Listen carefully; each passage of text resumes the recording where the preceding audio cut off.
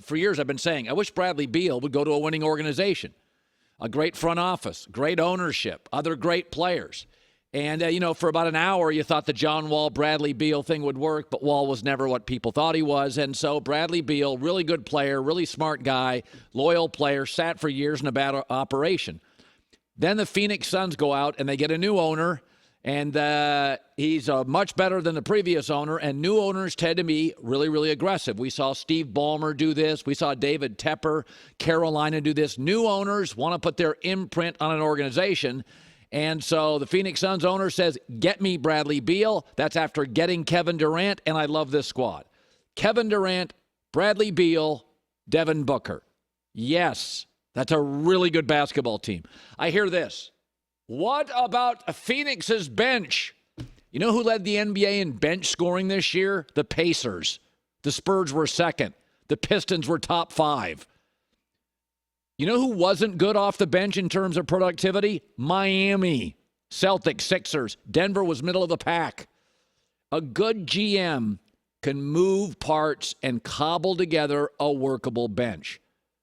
A great GM can't make Chris Paul younger or Landry Shamet better. For the record, the Sacramento Kings had the number 1 bench scoring in the playoffs. One and done. See ya. Give me a break on bench. They have DeAndre Ayton. My guess is they'll move him for parts. They'll fortify their bench. They'll get another average starter, and there you go. But we've discussed this multiple times on the show. You don't need 3 megastars. In fact, Brooklyn did that, and it flamed out. You need 3 very impactful players that can work and fit together. KD doesn't need the ball in his hands. He worked instantly with Phoenix. Devin Booker has the ball in his hands a little more, but he's not a ball hog. He's not a Westbrook player or a James Harden player. He dribbles the air out of the ball. And then you have Bradley Beal. Again, can catch and shoot, can lead traffic. But Chris Paul was getting old. Chris Paul wants to end his career somewhere in L.A., Clippers, Lakers. This is a perfect fit. When anybody laments Phoenix's bench, A, it wasn't as bad as you think. Go look it up from last year. And secondly, who rolled through the NBA playoffs? Was it Jokic, Murray, and Gordon, or the Nuggets bench? Give me a break. Bragging about your bench in real estate is like bragging about your 2-car garage. It ain't selling the home. The kitchen is. The master bath is. The neighborhood is. The landscaping can help. It's not your 2-car garage. So it's nice to have. It'd be great to have the league's best bench. But if you have 3 impactful players, chances are you can't afford it. That's why the Pacers had the best bench scoring, and the Spurs were second.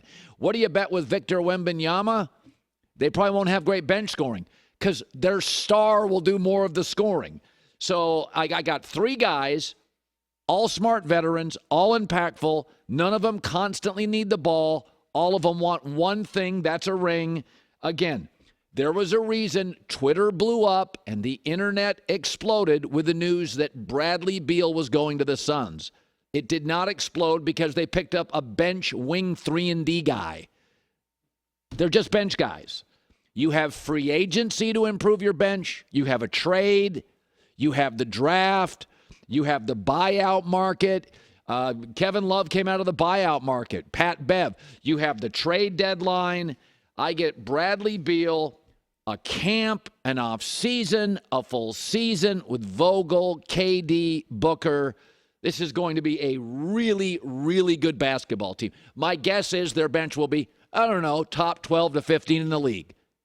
Exactly where Denver's was. All right, so part of the trade was Chris Paul going to Washington. Now, Chris Paul, they're going to buy him out, and Chris Paul is going to be a free agent. And then Chris Paul is either going to go where he wants to live in Los Angeles to the Lakers and Clippers. Chris Paul was on with Michael Strahan, Good Morning America, this morning, and talked about how he found out he'd been traded.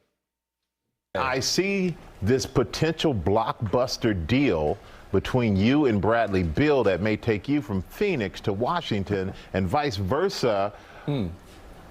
I was surprised. What are your first thoughts on that? I was surprised, too.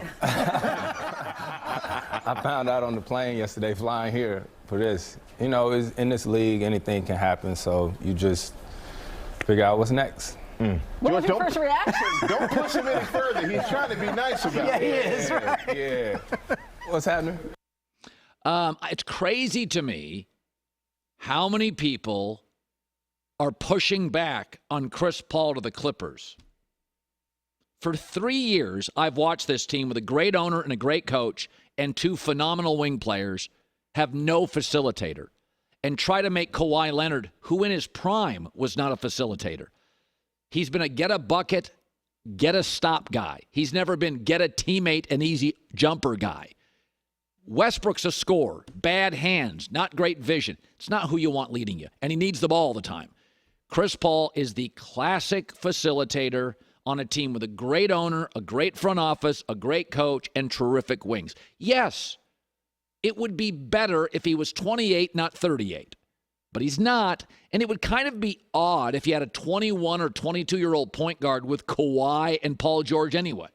I would prefer a younger Chris Paul. But Kawhi's not a leader. Kawhi's not verbal. Check, check. Chris Paul is both. Not everything is a 6-year plan. We talk about this all the time. I say this about Bryce Young, Carolina Panthers quarterback. Not every player has to be a 401k. Some are day trading stocks.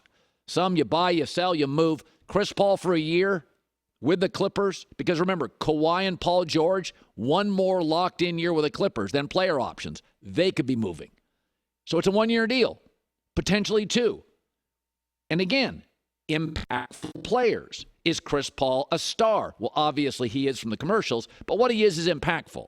He's outspoken. He's a leader. He'll set up your offense. He's going to play 48 to 52 regular season games. If you play 17 games in the playoffs, can he play 14? Remember, this Chris Paul-led Suns gave Denver issues until Chris Paul got hurt.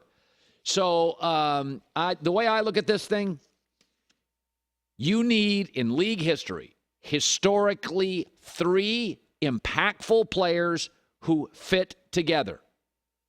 Check, check, check. And you generally win a title if 2 or 3 are in their prime. Not the case. I don't think Chris makes them a championship team. Does he make him a Western Conference Finals team? I think it's in the running. Denver, Phoenix today are really good.